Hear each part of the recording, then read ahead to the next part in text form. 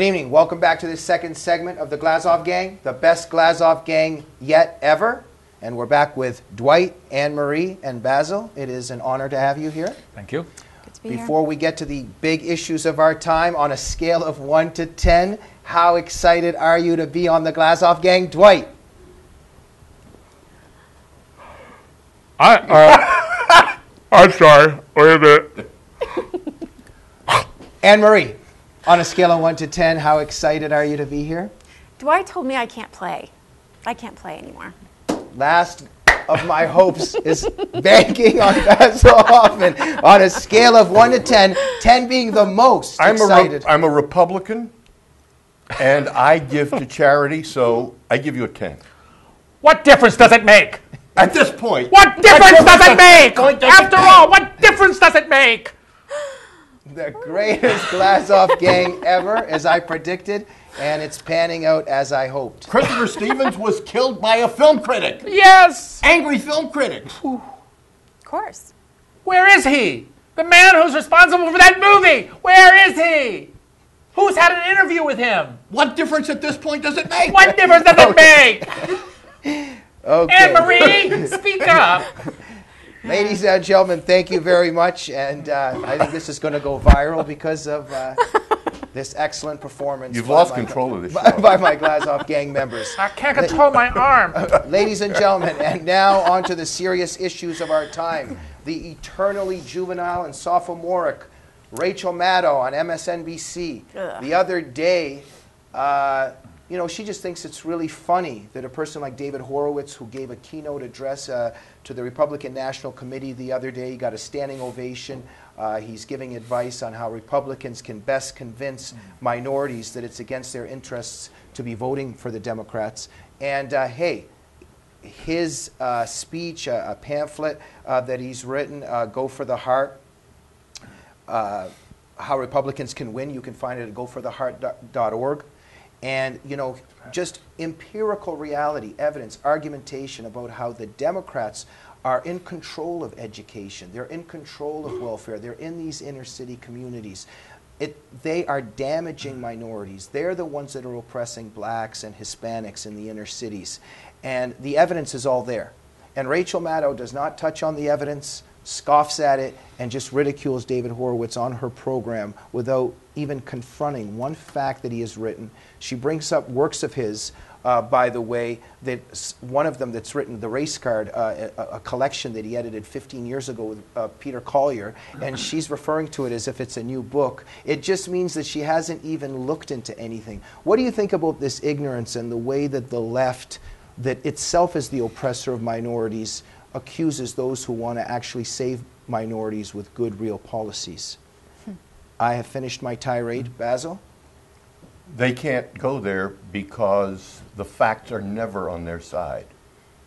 So it's always ad hominem. And they're always appealing to some emotional trigger in their clientele. And a typical example of this was what happened after Hurricane Katrina, when all we saw were photos of very disadvantaged black people. And George Bush got the blame for it. George Bush got the blame for the terrible condition of the poor black citizens of New Orleans, Louisiana, when that city has been under Democrat control for 70 years. And the Republicans allow that to happen. And you can't depend on the press to tell the truth.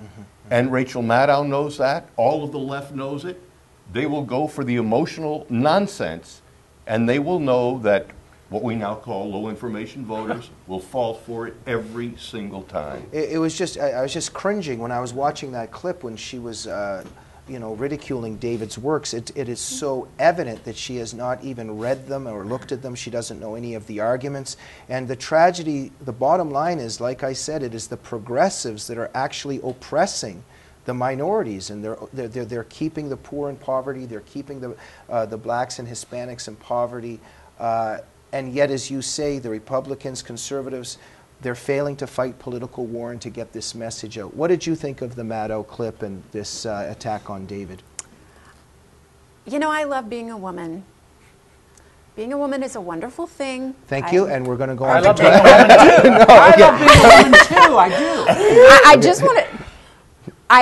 The only time I'm ashamed of my species is when I see someone like Rachel Maddow, who happens to be a woman, and it's disgusting because she doesn't represent one good quality about any woman I've ever known.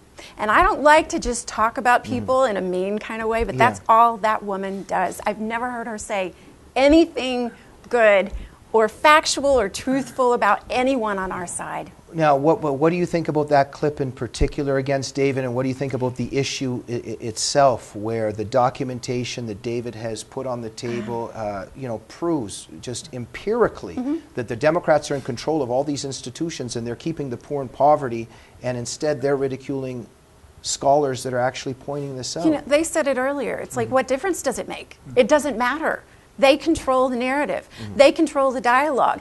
Most people in America see and hear them. They don't hear us. They don't hear our side. They hear their side. Their side is the truth as far as many people are concerned.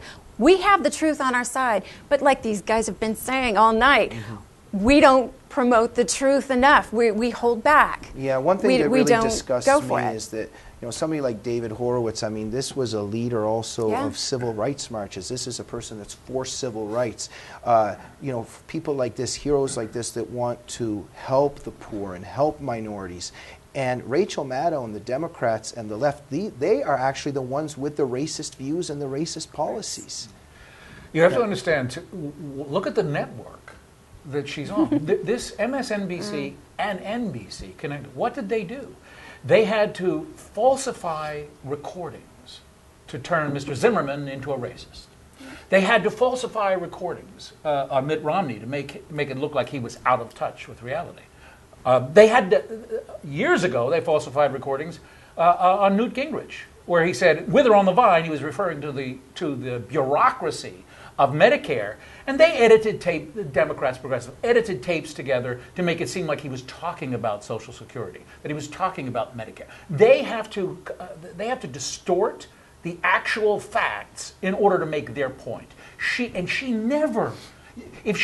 All that David Horowitz has to do is look at the black unemployment rate.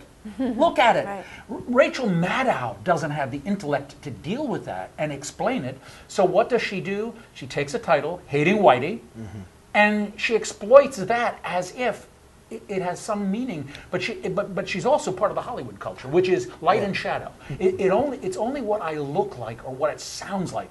Meaning is pointless. And by the way, she's ridiculing it as if it's a recent book. Right. It was written in 2001. One of It the means great she books, doesn't know anything about the scholarship or what the new works are out by David. And another thing, that book actually documents how the high incidences of crime that are committed by blacks against whites and the hatred of whites in our culture, etc., that the media is not talking about. But they would never confront those issues. Because they're facts. They don't deal with facts. She can't. She can't deal with the fact. And David deals almost exclusively with factual information. And speaking about the factual information on this particular topic, how the Democrats and progressives actually oppress minorities that they're pretending that they're going to save or are the protectors of, read his pamphlet, Go for the Heart, How Republicans Can Win. You can go to gofortheheart.org and find it there.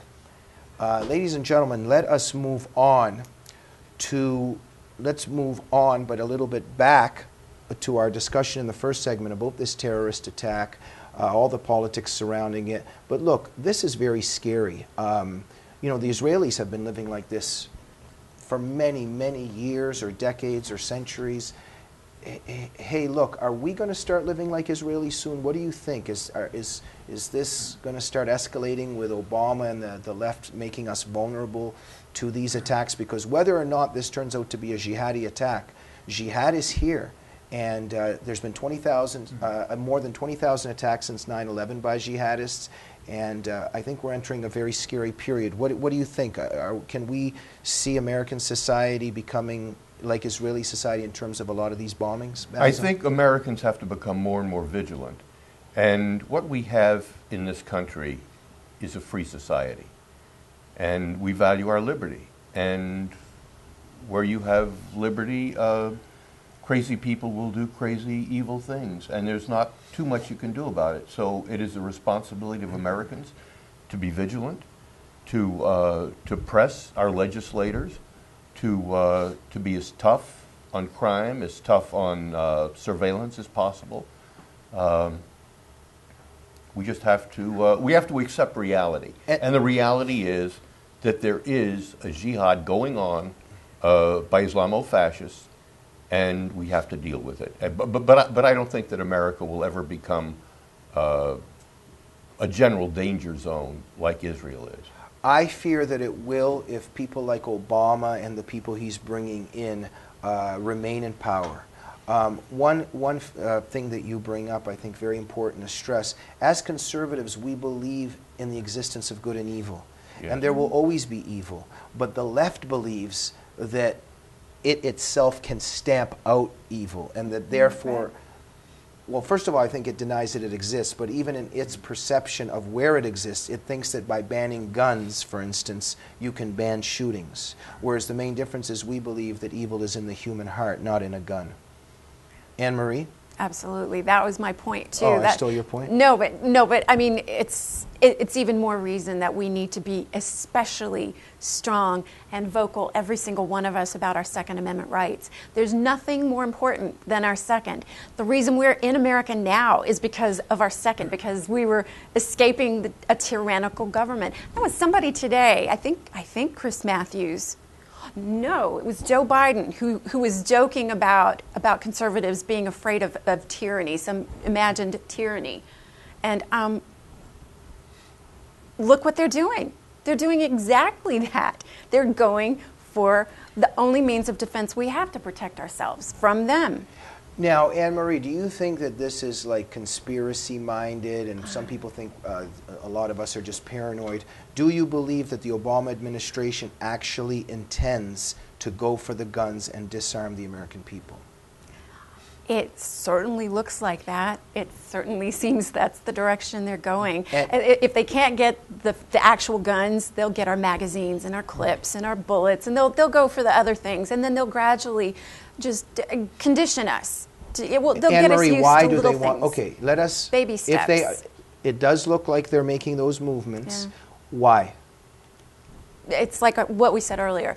It's not about gun control. They don't care about controlling guns. They want to control people. Mm-hmm. It's not about controlling a thing. I find it very interesting that Obama is terrified of guns in Americans' hands, but not M16s in the hands of the Muslim Brotherhood. There Dwight? you go. Well, Yeah. he's also trying to destroy the Constitution of the United States. He's already stated that he founded a document that was insufficient, just a series of negatives, and he's attacking the Second Amendment.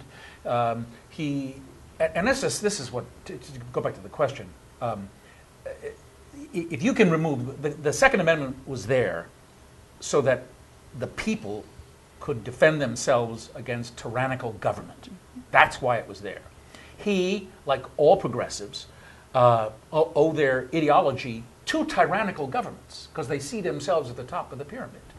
You have to remove the weaponry from the populace if you are going to control them. Dwight, do you think if they try to do that, will they overreach? Will the American people give up their guns? Or will Have you there ever be been fighting? to Texas? I think Americans would fight. You've already had. But is there a chance that there would be fighting in the streets in the sense how I they... think you've had sheriffs say they would. You have the Oath Keepers. You have organizations have already said they're not going to allow this. Well, to remember happen. how the Clinton administration sent in, the feds, and when they took Elian Gonzalez. Right, Will there be a scenario like that where they're actually coming into homes? Can you envision They already that? did it in New York City. Mm-hmm. They took that fellow's. They went through medical records, and took his gun away.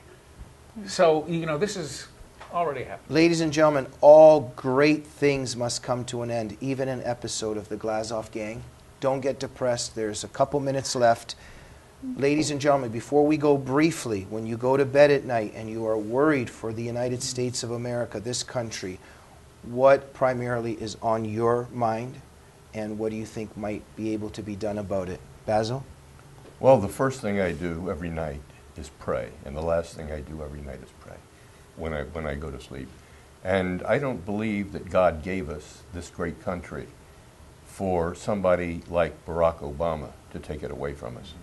And I don't think that's going to happen. And in terms of Americans having to fight in the streets, I don't believe, just as you mentioned, I don't believe that sheriffs and police chiefs and Americans who are serving as police will go after American citizens' guns. I believe that the rebellion will come from the police departments. I think that we will find a lot of Sheriff Arpaio's in our government, and I think that the people who try to take our guns, and by the way, the Second Amendment is the one that protects all the others. That's Without right. the Second Amendment, we have no Bill of Rights. That's right. Absolutely. Anne-Marie, what is on your mind when you go to bed at night in terms of worrying about this country? I do the same thing. I pray before I go to sleep. I pray when I get up. America is resilient. We're strong. We're exceptional. I think we've lost track of that, that there's nothing more exceptional than Americans in the history of the world. And Obama says that America is exceptional, just like Britain is exceptional, Right. and like Greece is exceptional. Yeah. Dwight? I worry about the Constitution isn't worth the paper that it's written on if people are not willing to shed blood over it. That's the only, that is what gives that document importance. And today we only have 1% of the population connected to those who serve to protect it. That small percentage in this great country, it worries me, because that's why you can have a professor at Georgetown University stand up and say, let's get rid of it, it's an evil document.